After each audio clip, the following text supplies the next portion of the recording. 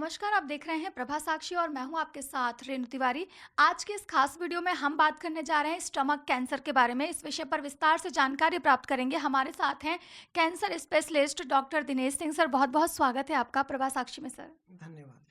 Sir, ये stomach cancer आखिर होता क्या है और अगर किसी को हो जाता है तो उसकी बॉडी किस तरह से रिएक्ट करती है सर? स्टमक का बेसिकली वो पोर्शन होता है जो हमारा फूड पाइप नीचे जा करके जहाँ पर जिसमें एक थैली में ओपन होता है, हिंदी में आमाशय कहते हैं, हिंदी में इंग्लिश में स्टमक कहते हैं। हम्म, उसमें अगर कैंसर होता है तो उसको स्टमक कैंसर कहते हैं। स्टमक कैंसर का जो पेशेंट होता है उसके जो सिम्टम होते हैं वो वही होते हैं जो कोई भी एसिडिटी या बदहजमी के सिम्टम होते हैं, जैसे खट्टी डकार आना, पेट में दर्द होना और वही सब चीज़ें, इंडाइजेशन वगैरह होते हैं। तो सर कैसे पहचाने कि ये नॉर्मल प्रॉब्लम है या फिर कैंसर के लक्षण है सर? एक्चुअली क्या होता है कि अगर कोई भी प्रॉब्लम है और वो 2 हफ्ते से ज़्यादा परसिस्ट कर रही है, आपको जैसे एसिडिटी होती है, आप डाइजिन वगैरह कुछ भी एंटासिड ले लेते हैं और उससे आराम आ जाता है। हम्म, लेकिन अगर 2 हफ्ते से ज़्यादा प्रॉब्लम चले ही जा रही है, तो वो एक टाइम होता है जब हमें उसे फर्दर इन्वेस्टिगेट करना होता है। इन्वेस्टिगेट करने में स्टमक की एंडोस्कोपी की जाती है। एक हम्म। एंडोस्कोप को हम लोग डालते हैं फूड पाइप के थ्रू और उससे स्टमक को देखते हैं कि वहाँ पर कोई अल्सर वगैरह तो नहीं है, कोई ग्रोथ वगैरह तो नहीं है। और अगर वहाँ पर कोई अल्सर या ग्रोथ होती है तो फिर उसमें से बायोप्सी ली जाती है और उस बायोप्सी को टेस्ट करने से पता लगता है कि वो कैंसर है या नहीं है। तो सर, इसके पीछे क्या कारण हो सकते हैं? आमाशय कैंसर के पीछे क्या कारण हो सकते हैं सर? इसके अंदर जो मेन कारण है, एक तो होता है कि अगर जो लोग बहुत ज़्यादा स्पाइसी खाना खाते हैं, मिर्च बहुत ज़्यादा खाते हैं, ये एक कारण है। दूसरा इसमें कारण एक स्ट्रेस कारण है। स्ट्रेस से जैसे अल्सर भी ज़्यादा हो जाते हैं तो स्ट्रेस की वजह से स्टमक कैंसर भी ज़्यादा होते हैं।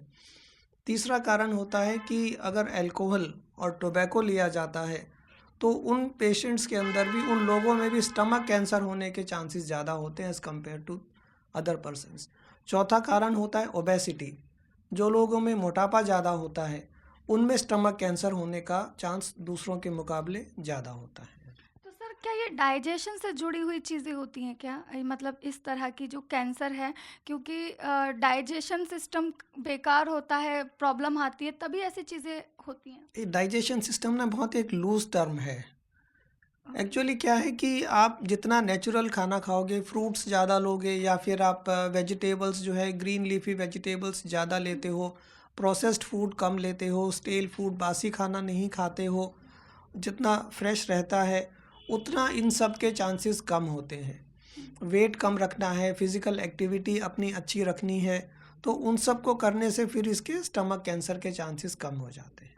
सर, क्या ये बीमारी जानलेवा है? मतलब आमाशय का कैंसर जान ले सकता है किसी व्यक्ति की? ऐसा? किसी भी दूसरे कैंसर के जैसा होता है ओके। कि अगर अर्ली स्टेज में पता लग जाता है तो वी कैन से कि 99% पेशेंट जो है हमारे क्योर हो जाते हैं। ओके। और जैसे जैसे स्टेज एडवांस होती जाती है वैसे क्योर होने के चांसेस कम होते चले जाते हैं।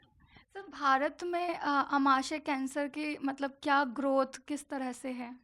बढ़ता जा रहा है। स्पेशली अगर हम लोग डेमोग्राफी की बात करें पूरे हिंदुस्तान में, हुँ, तो ये पाया गया है कि जो सदर्न स्टेट्स हैं, हुँ। विंध्याचल के नीचे, उन एरियाज़ में स्टमक कैंसर के चांसेस ज़्यादा हैं as compare to North India. North India में गॉल ब्लैडर कैंसर के केसेस ज़्यादा मिलते हैं as compare to South India. तो ये कुछ फूड हैबिट्स, कुछ हैबिटेट, उन चीज़ों के ऊपर कुछ इसका कारण हो सकता है। सर, साउथ में तो ज़्यादा मतलब लोग बहुत अच्छा खाना, हेल्दी खाना खाते हैं, ऐसा हमारे नॉर्थ वाले कुछ ज़्यादा तेल मसाला खाते हैं। तो ऐसा है, तो ऐसा क्यों है कि दोनों मतलब साउथ में ज़्यादा इस तरह का कैंसर? कुछ ये जो मसालों का प्रयोग ज़्यादा होता है, ओके, मिर्च का प्रयोग ज़्यादा होता है, वो कुछ एक कारण हो सकता है। बाकी स्टडीज़ चल रही हैं, ओके। तो ग्रेजुअली पता लगेगा फिर उससे। सर, आमाशय कैंसर का उपचार कैसे होता है सर? इसमें बायोप्सी करके हम पहले ये पता लगाते हैं कि कैंसर कौन सी टाइप का है। 3-4 तरह के स्टमक कैंसर होते हैं। जी। उसके बाद में फिर टेस्ट होते हैं, सीटी स्कैन या पेट सीटी, अल्ट्रासाउंड वगैरह करते हैं स्टेज पता लगाने के लिए कि वो कैंसर की स्टेज क्या है। हुँ। जब ये दोनों जानकारी हमारे पास होती हैं तो उसके हिसाब से फिर ट्रीटमेंट डिसाइड करते हैं। आजकल एक और चीज़ है, HER2/neu एक मार्कर होता है, एक जेनेटिक मार्कर होता है, उसका भी टेस्ट किया जाता है और अगर वो मार्कर पॉजिटिव आता है तो एंटी HER2/neu थेरेपी भी इस्तेमाल की जाती है।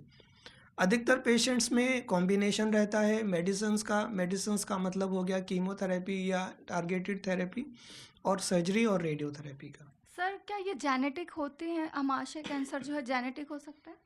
हाँ, कुछ पेशेंट्स में जेनेटिक हो सकता है ये, इसीलिए जेनेटिक स्टडीज़ भी की जाती हैं हुँ। और स्पेशली अगर किसी परिवार में 2 या 3 लोगों में कैंसर हो रहा है, कोई भी कैंसर हो रहा है, तो उनमें बाकी कैंसर होने के चांसेस भी बाकी परिवार के मुकाबले थोड़े ज़्यादा होते हैं। सर, इन तमाम जानकारी के लिए आपका बहुत-बहुत शुक्रिया सर। हम बात कर रहे थे आमाशय कैंसर के बारे में कि कैसे अगर आपके शरीर में 2 हफ्तों से ज़्यादा कोई प्रॉब्लम हो रही है, आपके स्टमक में कोई दिक्कत हो रही है, तो आपको ज़रूर एक बार अपना चेकअप कराना चाहिए और ये बात पूरी तरह से संतुष्टि रखनी चाहिए कि अगर आपको ऐसी कोई प्रॉब्लम है, तो उसका उपचार जल्द से जल्द हो जाए। ऐसे ही लेटेस्ट अपडेट के लिए देश-दुनिया की तमाम खबरों के लिए आप बने रहें प्रभा साक्षी के साथ। नमस्कार।